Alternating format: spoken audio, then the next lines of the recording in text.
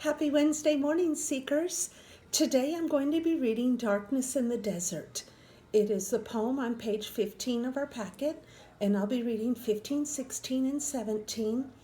As I'm reading the poem, I want you to listen to the rhythm that I find when I'm reading it, that little da-da-da-da-da-da-da-dum, ba-ba-da-da-da-da-da-dum that I'm reading when I find the rhythm and the rhyme of this poem. Now, I'm going to read it one time, but I highly recommend that you listen to it more than once because it takes multiple readings to understand poetry. So, without further ado, as I have been saying, I'm going to read Darkness in the Desert. For desert animals, the day is not a time for work or play. There's little shade, the world is dry, the clouds are absent from the sky. Things sizzle in the searing heat, the burning sand hurts creatures' feet. And so when it turns light they creep beneath the ground to fall asleep. But late in the day the sky grows dim, the sun drops past the canyon rim. The stars peek through and very soon the night replaces afternoon. Inside their dens the creatures stir, they like the cooler temperature. By ones and twos, by fives and tens, the animals creep from their dens. On mountain, prairie, plain, and hill, the night is when the world is still. In deserts, though, the times reverse. The dark is good, the light is worse. The daytime is the time to rest. For desert creatures, night is best. The desert fox, the mouse, the hare, at night they scamper here and there. Their claws scratch softly in the sand, their faint calls echo through the land. From dusk till dawn, all through the night, they feed and play till morning light. And if you look over on that little sidebar, it says Close Reader Habits. When you reread the poem, circle words and phrases that tell the topic of the poem.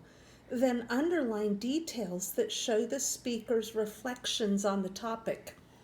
And it is at this point that I'm going to remind you, you really do need to listen to this video more than once to completely understand the theme of the poem.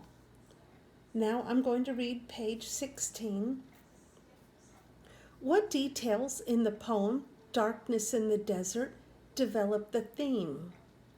And then there's the think box. Complete the chart below.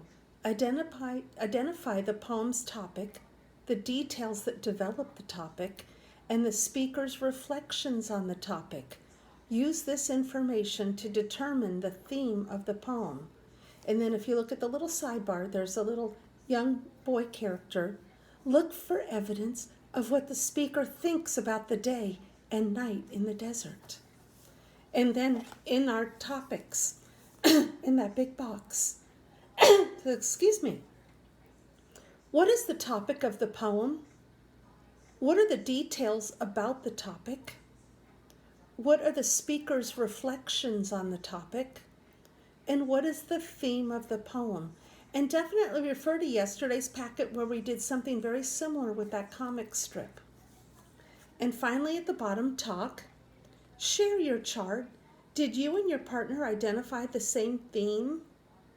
Write details. What details did you use to support your understanding of the poem's theme? If necessary, return to your chart.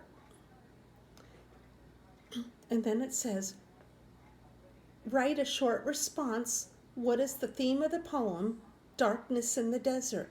Use examples from the poem and your chart to support your response. Use the space provided on page 140 to write your answer. Now, we don't have page 140, and at this point I have not heard Mrs. Scott's instructions, so I'm not sure that she wants you to do that right portion. And finally, page 17, Darkness in the Desert. A short response.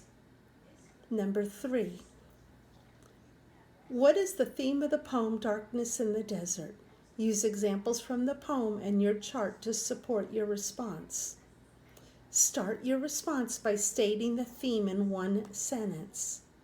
And then on the bottom, it's check your response. Did you read the prompt carefully? Did you put the prompt in your own words? Did you use the best evidence from the text to support your idea? Are your ideas clearly organized? And did you write in clear and complete sentences? And did you check your spelling and punctuation? Now, that is the end of my reading the physical text. Please refer back to Mrs. Scott's instructional video for what her expectations are. And I will see you guys later. Bye-bye.